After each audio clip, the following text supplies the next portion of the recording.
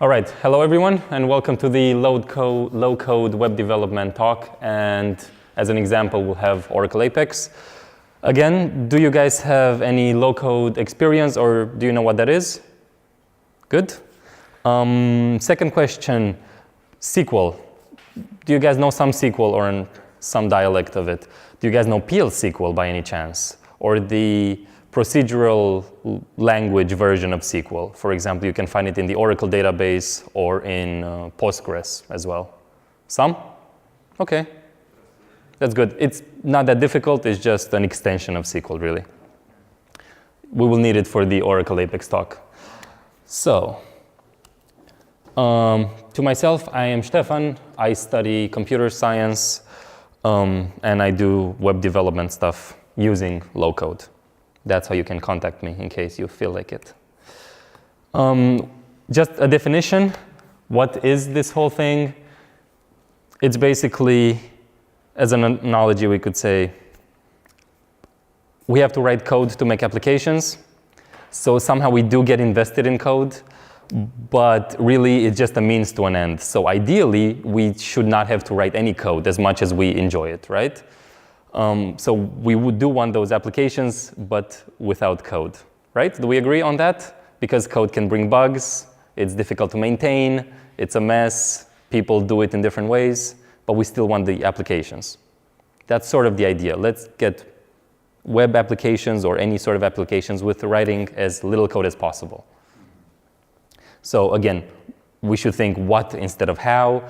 What do we want, not how really do we want to make it. We just want the end product, really. Just some aspects of it in general.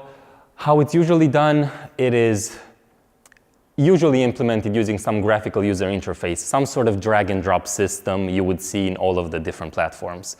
Some sort of arrows from here to here, then this happens, then this diverges, or there's some variation of that in all of those platforms. Of course, that replaces some code, but not all. There's always some code that you have to write. That's why it's low code. It's not no code, which is something else, but that's not really fun for us at all, in my opinion. So low code, I think, is the sweet spot between no code and what we're used to, lots of code. Usually, it is an answer to a specific problem, so you will see a platform that focuses on something like business applications or mobile applications. Unfortunately, there's not one platform that does it all. Some try, but in my opinion, they fail. They don't do it so well. So we have to work with what we have. So there will be cons to using low-code platforms.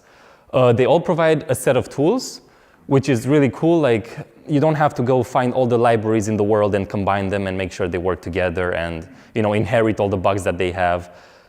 All of these platforms tend to provide as much as possible for their users in terms of authentication, methods, logging, debugging stuff, components already built in, so that you don't have to download them from some weird website that doesn't support them afterwards.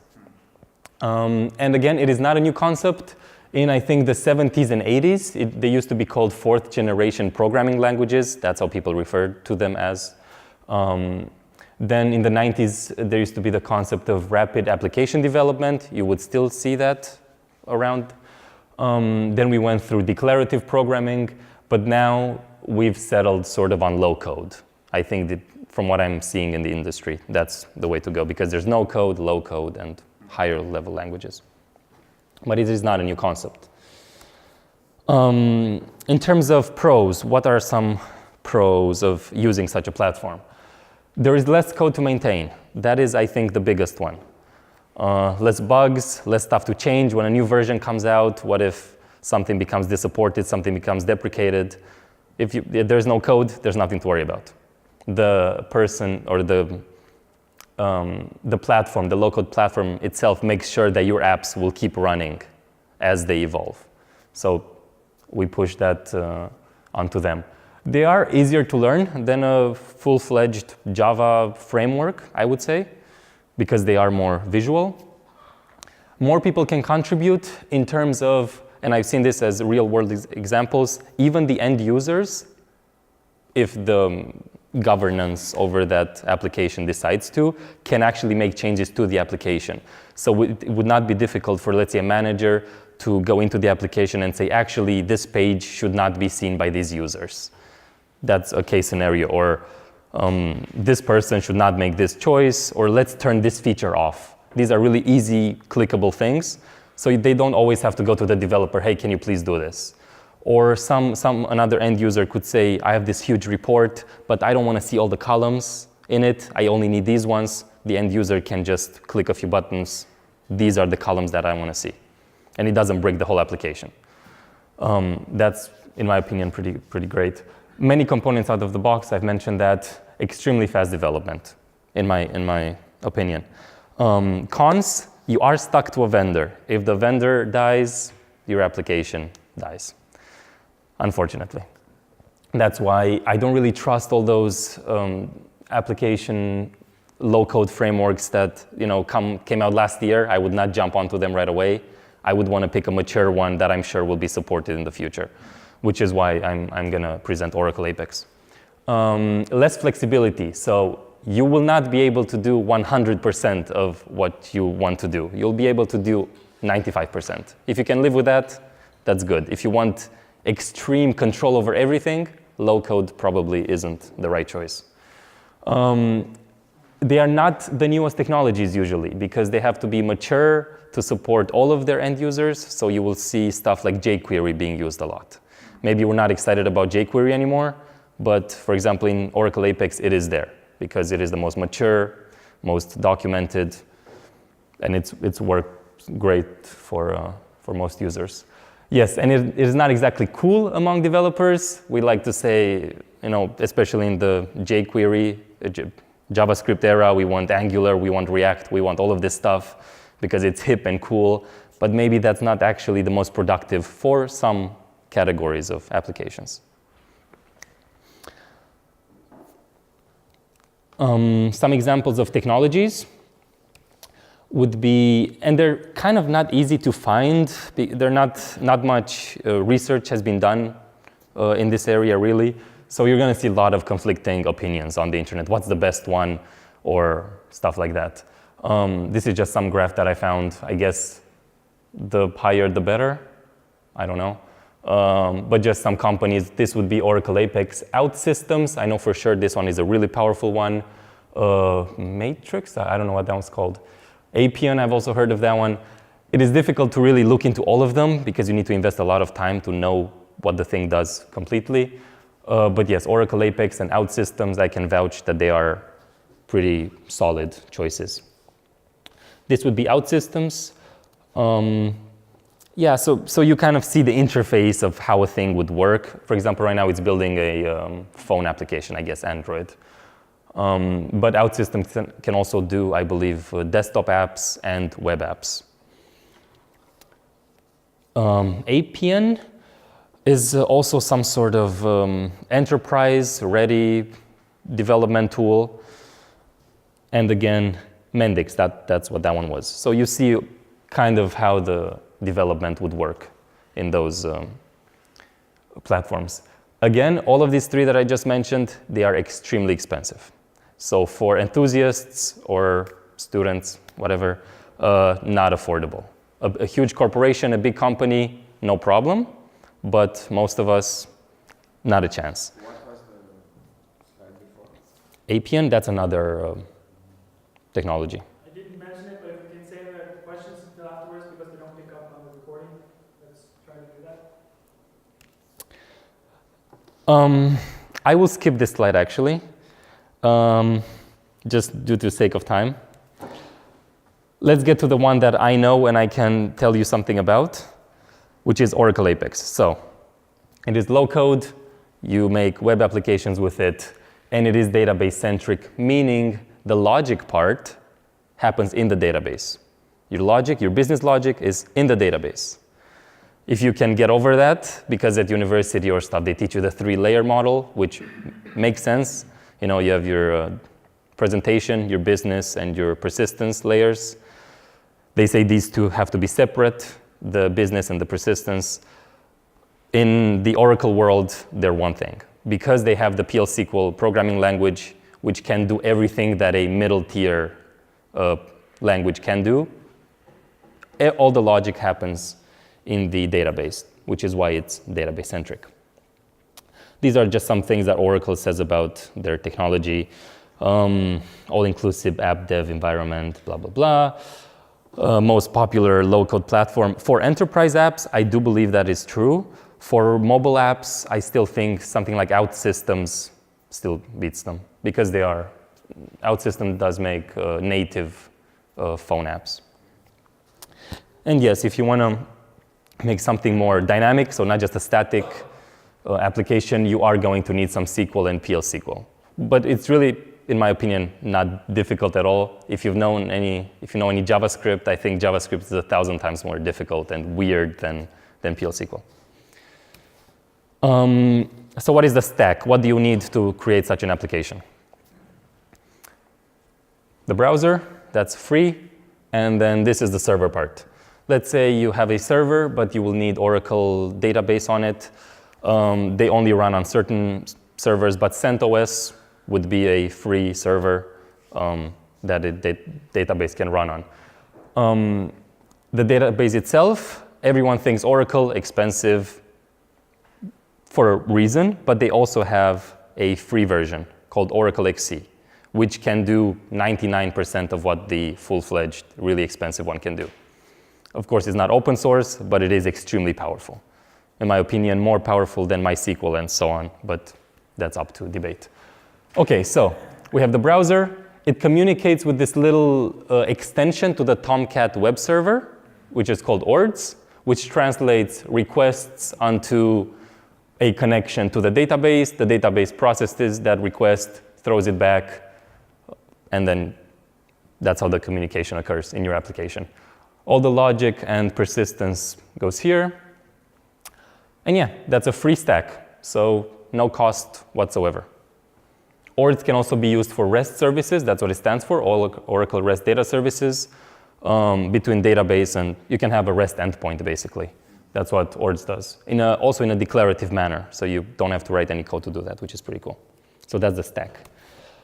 Just some little points before we start the demo.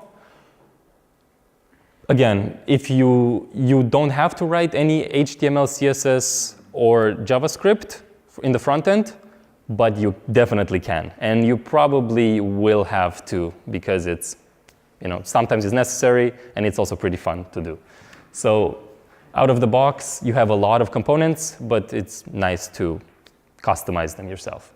Again, PL/SQL in the backend. There is a new, they're testing something out to have JavaScript running in the backend in the database, and I've tested it out. It seems to work. But I do believe PL/SQL was made with a purpose, and it makes sense to use what's been there for so many years, that has all the libraries included in it. Anything you could wish for, PL/SQL can do. The IDE, so what is this whole thing? Where do we work with it? It is web-based, so you are going to be building your applications in a web browser.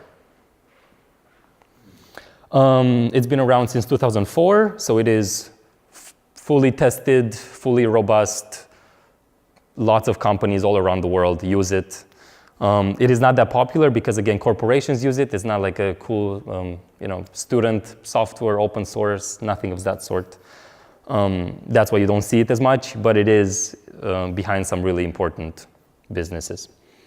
Right, and in terms of what you get out of the box, JavaScript and PL/SQL APIs, anything that you might need in a primarily business application, but also any other sort of web app. Everything is there that you need, so you don't have to go around fetching libraries and putting stuff together. You can, but you don't have to. Stuff like authentication, logging, debugging, that's all in there in cool little component apps. In terms of components, I'll show you some. Charts, everything is included. You don't need extra libraries. The theme is pretty, it's called the universal theme. It's pretty themable, changeable. I'll get to that a bit later, though. So that's what the environment will look like. And that's where you will also write your code, if you have to write any code.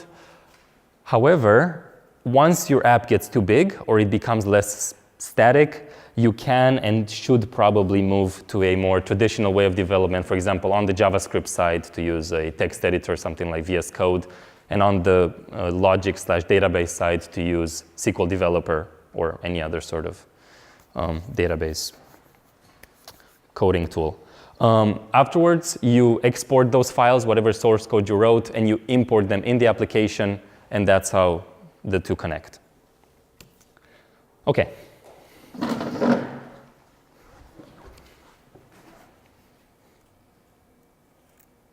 So I'll just make an application, basically, is what I'm about to do.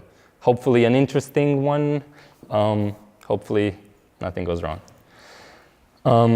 First off, that's how the interface looks. So I'm running this on my local host in a Docker image. So in my Docker, I have my database, I have ords. That's it. That's all I need. Just a web browser. No, nothing more than that. Let's sign in.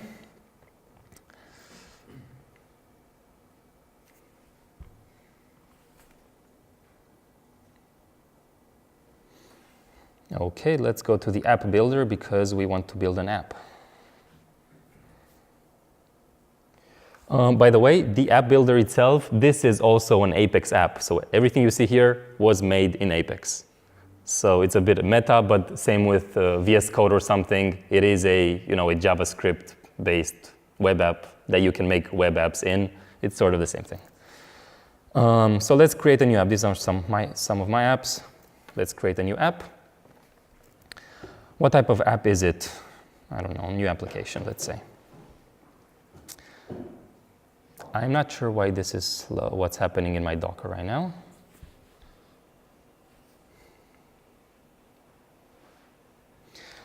Let's give this application a name. Let's call it, let's make some application that we can add meetups for a FreeCodeCamp event. Let's call it FreeCodeCamp events. We'll leave everything standard. We don't need fancy in the beginning. Create application.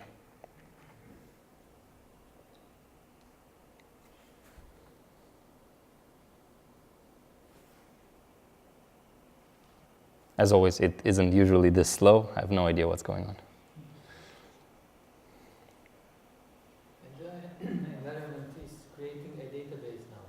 The database is already created. We just create the metadata for the application in the database. Okay, so now we're inside of the application. We have 3 pages, so it is a page-based application. Let's run it. Let's see what an empty application looks like. By default, there will be an authentication. We can turn that off. We don't have to. Let's sign in. That's what we have. It is empty and pretty sad.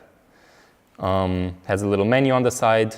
This is the default theme. Not all applications are going to look like this.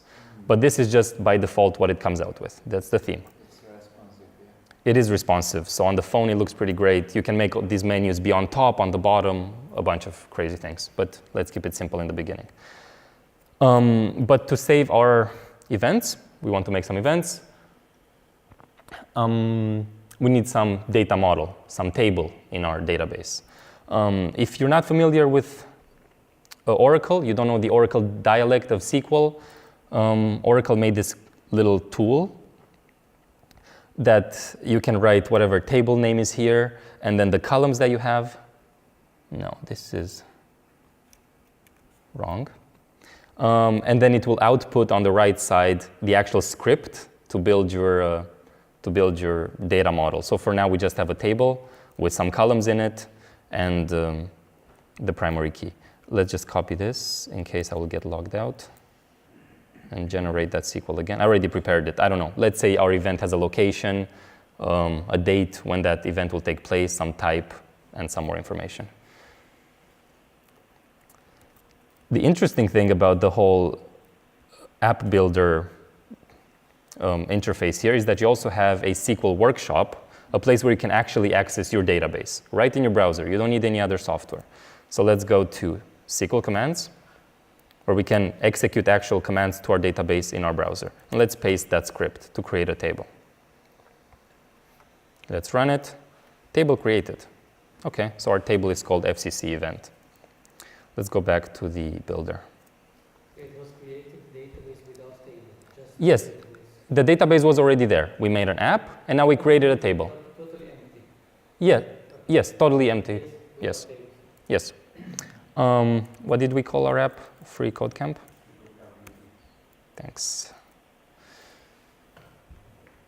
So what do we do with that table? Let's say we want to visualize what's in that table. So we enter our page, and this is the most important screen of Apex, really. On the left side, you are going to have something is really going on in my Docker right now. I have no idea what.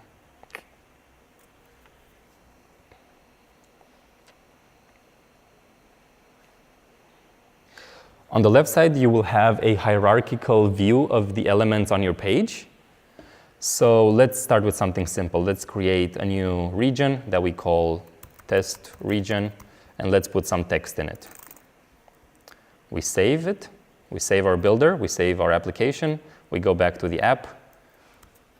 We refresh it. And now we have a test region with that content in it. That's as basic as you can go for a region.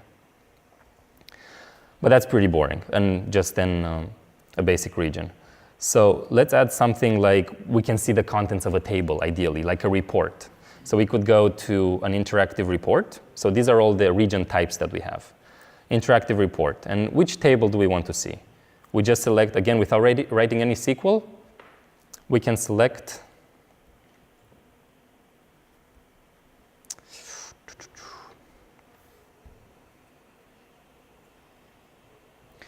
these are all the tables that I guess I have in my database. Let's search for FCC.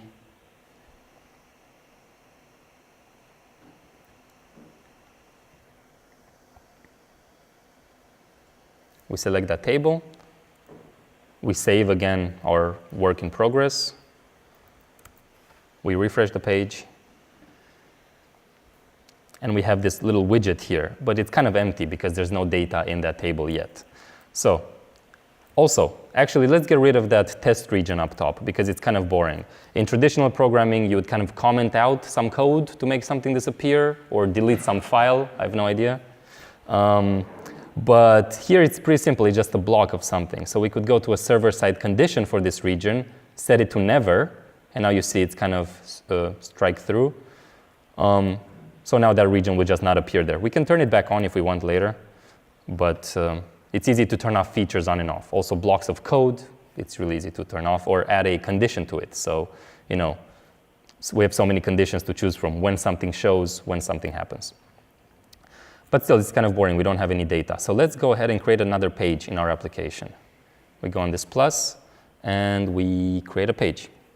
We want to create a page with a form, with some fields in it, which end up in that table.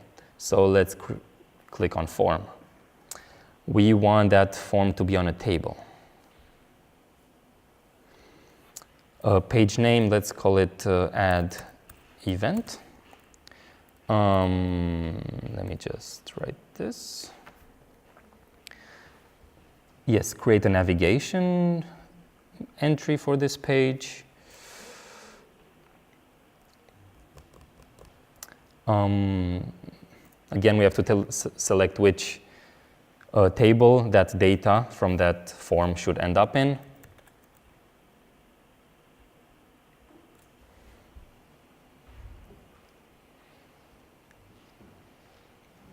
In the FCC event table, we see all our columns in there, again, without any SQL.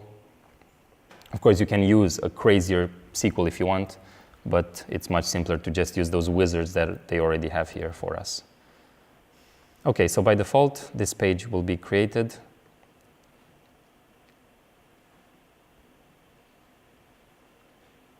It usually takes half a second, I don't know. Let's refresh our app. So we have that empty page, and then another page here, add event. And that already has text fields and text areas and a bunch of stuff that were automatically interpreted from our table. So it knew that one of the columns was a date, so what did it do? It put a date picker on it. So everything automatic. But this location, this doesn't have to be a text area, it can just be a text field, right? So let's go to page 2 and see what our hierarchy looks like. We have this region, and then we have all our items. But location, organizer first name, organizer last name, organizer email, these can all be text fields. So they're a bit smaller on the screen, right? In terms of the type of meetup that we want to have, we can make this a select list. Again, without having to change the HTML around. What list of values should this select list have? Some static ones. Let's say our meetup can be for information, or our meetup can be for fun or a talk.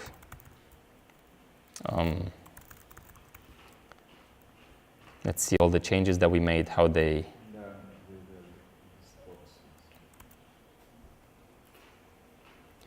Okay, so all these fields became small, and the type, that is a select list now. It takes too much of the screen, to be honest, so we can just click the whole region.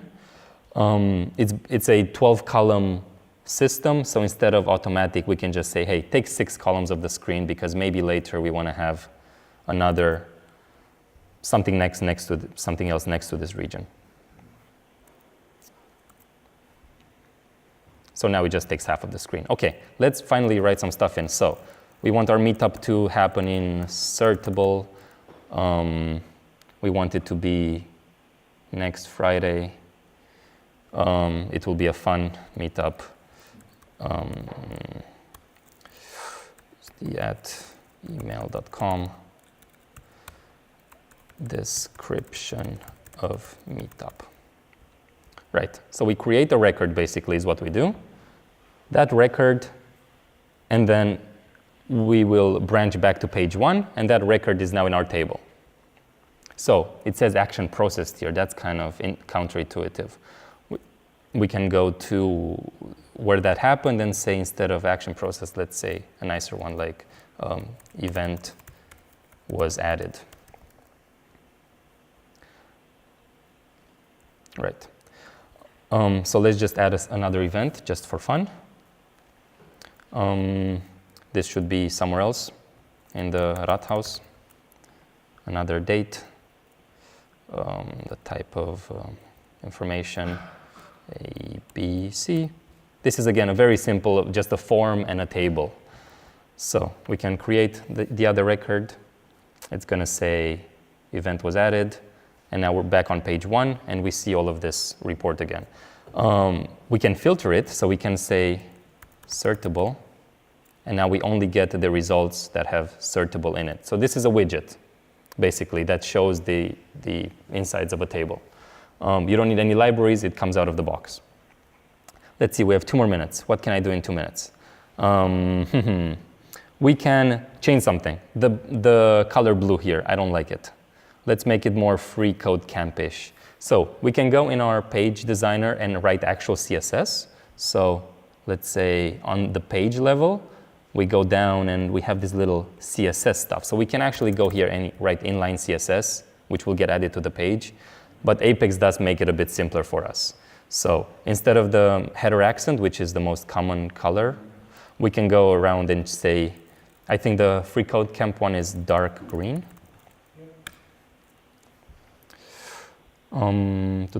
Save as, Vita, copy, save. Set as current theme. Thank you. And that changes the refresh. That changes the primary color of the application. So not just the stop bar, but also see wherever the primary color was used, now this color will be used. So they have all of these declarative options, like little clicks everywhere. We can go around and write actual code, write CSS, or we can use their tools, all of their crazy little buttons that they have here, and make something like this happen. One last thing, we could also, let's go back to home. We could click this little debug button to go into debug mode, for example, which might take some time. Let's see the debugging information from this page, because we don't even know what code really got executed. Something static went to something dynamic somehow through magic, but actually there is some process that draws this web page in the back. Let's click on this entry, and here we actually see all of the functions that were executed in the background, so that this page does get executed. In terms of what do we have here, this is the time that something took. So we see that the most consuming aspect of this page was the query for that table. And there's all this code here, but we didn't have to write any of it. It just gets executed behind. So in case a page is ever slow, you can go here and see why that page is slow and try to improve that query or something. So that was just a quick little app. There's everything you need without writing a single line of code. Authentication, pages, routing through the pages from this one to that one. Just with simple widgets, it can get really crazy and make an application that looks like Facebook if you want to go around and change the HTML templates that this is based on. But most people just stick with the basic one because they don't have to work that much and still provide a proper application. I have one last slide. The conclusion. It is fast. There's no code involved. I've mentioned that. There are jobs on the market for this type of technology, especially Oracle Apex. I'm not sure about this OutSystems guys. They might as well. So yeah, there's lots of vacancies everywhere. And especially also for junior positions, they're always looking because it's easy to learn. So they know that they don't have to train their employees a lot to get them to do something. And then last point, it is not an oversaturated community.